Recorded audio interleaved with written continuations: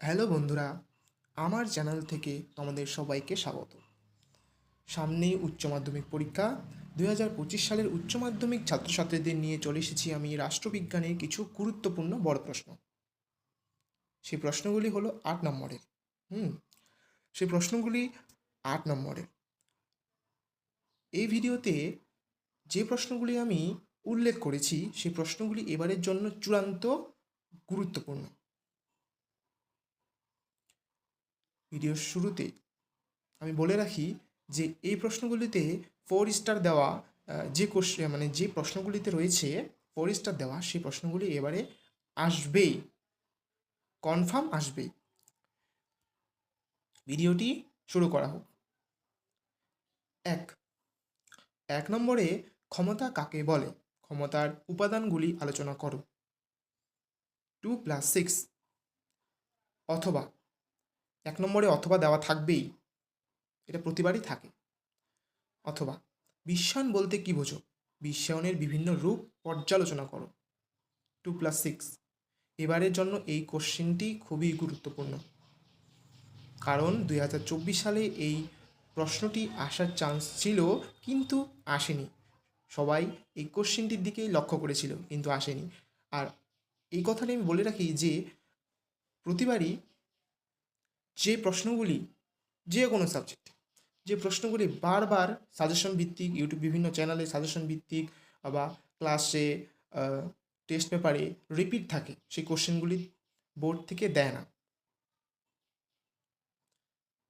ক্ষমতা কাকে বলে? ক্ষমতার উপাদানগুলো আলোচনা করো। 1 নম্বরে এই কোশ্চেনটি 2023 সালে এসেছিল, কিন্তু এবারে আসার চান্স থাকলেও খুব অল্প অল্প খুব অল্প চান্স রয়েছে। অর্থাৎ 2023 সালে এসেছিল, 2025 সাল আসার তো এটা স্বাভাবিক ব্যাপার, কিন্তু না আসার চান্সও আছে। নাম্বার 2, বৈদেশিক নীতি নির্ধারণে জাতীয় স্বার্থের ভূমিকা কী? জাতীয় স্বার্থ রক্ষার বিভিন্ন উপায়গুলি উল্লেখ করো। 3+5 অথবা এই যে প্রশ্নটি রয়েছে এই প্রশ্নটি আবার দুই রকমভাবে গড়িয়ে আসতে পারে। একই উত্তর, প্রশ্নটা একই হলেও একই উত্তরই তো হবে, তাই প্রশ্নটাও একই, কিন্তু একটু একটু কোথাও ওলট পালট দেওয়া আছে। যেমন এখানে জাতীয় স্বার্থ কাকে বলে? জাতীয় স্বার্থ রক্ষার বিভিন্ন উপায় সম্পর্কে আলোচনা করো। 3+5 জাতীয় স্বার্থের প্রকৃতি সম্পর্কে ব্যাখ্যা করো। জাতীয় স্বার্থ রক্ষার বিভিন্ন উপায় উল্লেখ করো। 5+3 এটা 2016 সালে এসেছিল। নাম্বার 2, মার্কসের রাষ্ট্র সম্পর্কিত তত্ত্বটি আলোচনা করো। এই প্রশ্নটি এবারের জন্য চূড়ান্ত গুরুত্বপূর্ণ, কারণ কার্ল মার্কসের ঐতিহাসিক বস্তুবাদ 2024 সালে এসেছিল। কারণ এই যে চ্যাপ্টারে এই কোশ্চেনটি ছাড়া ওই বাকি কোশ্চেনগুলো কিছুটা হলেও, মানে বাকি কোশ্চেনগুলির থেকে কিছুটা হলেও গুরুত্বপূর্ণ। নাম্বার 3, ভারতের রাষ্ট্রপতির ক্ষমতা ও কার্যাবলী আলোচনা করো। অথবা ভারতের অঙ্গরাজ্যের মুখ্যমন্ত্রীর ক্ষমতা ও পদমর্যাদা ব্যাখ্যা করো। 5+3 অথবা ভারতের অঙ্গরাজ্যের রাজ্যপালের ক্ষমতা ও পদমর্যাদা ব্যাখ্যা করো। 5+3 নাম্বার 4, ভারতীয় পার্লামেন্টের ক্ষমতা ও কার্যাবলী আলোচনা করো। 4+4 অথবা ভারতীয় পার্লামেন্টের আইন পাশের পদ্ধতি ব্যাখ্যা করো। 8, পুরো কোশ্চেনের উত্তরটা 8 মার্কের। নাম্বার 5, ভারতীয় সুপ্রিম কোর্টের গঠন ও কার্যাবলী ব্যাখ্যা করো। এবার চূড়ান্ত গুরুত্বপূর্ণ এই প্রশ্নটা। 2+6 আর আমি আরেকটা কথা বলতে চাই যে যে কোশ্চেনগুলি ভাগ ভাগ করা রয়েছে, অর্থাৎ 2+6, 4+4, এই প্রশ্নগুলি অর্থাৎ এই কোশ্চেনগুলি লেখা খুবই গুরুত্বপূর্ণ, কারণ এই কোশ্চেনগুলোতে 4 মার্ক পাওয়া যায়।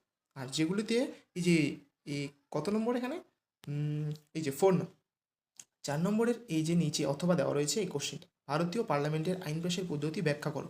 এই কোশ্চেনটা পুরোটাই 8 মার্কের, কিন্তু এই কোশ্চেনে যখন উত্তর লিখতে যাব 8 মার্কের উত্তর লিখতেও লাগে অনেক বেশি, কিন্তু নাম্বার পাওয়ার চান্স অনেকটা কম থাকে, লিখলেও কম থাকে। কিন্তু এই 4+4 এই কোশ্চেনগুলি খুবই ভালো, অর্থাৎ ভারতীয় পার্লামেন্টের ক্ষমতা 4টা পয়েন্ট দিলেও হয়ে যাবে।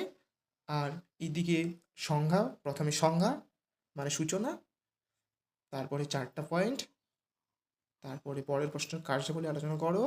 কার্যাবলীটা হচ্ছে 4টা পয়েন্ট, নিচে উপসংহার। বা তোমরা যদি একটু বেশি লিখতে চাও 5টা পয়েন্ট দিতে হবে, দিতে পারো, আর নিচে 5টা পয়েন্ট দিতে পারো। অর্থাৎ এই যে প্রথম প্রশ্নটার উত্তর 5টা পয়েন্ট, আর পরের প্রশ্নটার উত্তর 5টা পয়েন্ট, টোটাল 10টা পয়েন্ট। আর সংজ্ঞা একটা আর উপসংহার একটা, এগুলি বাদ দিয়ে। আর আরেকটা কথা আমি বলতে চাই যে এই কোশ্চেনগুলোতে মানে এই কোশ্চেনগুলোর উত্তরগুলো, কোশ্চেনগুলো অ্যান্সার যে লিখতে যাবে তখন পয়েন্ট খুবই প্রয়োজন। কারণ পয়েন্ট, প্রথমত শিক্ষক পয়েন্ট দেখেই মুগ্ধ হওয়া স্বাভাবিক ব্যাপার।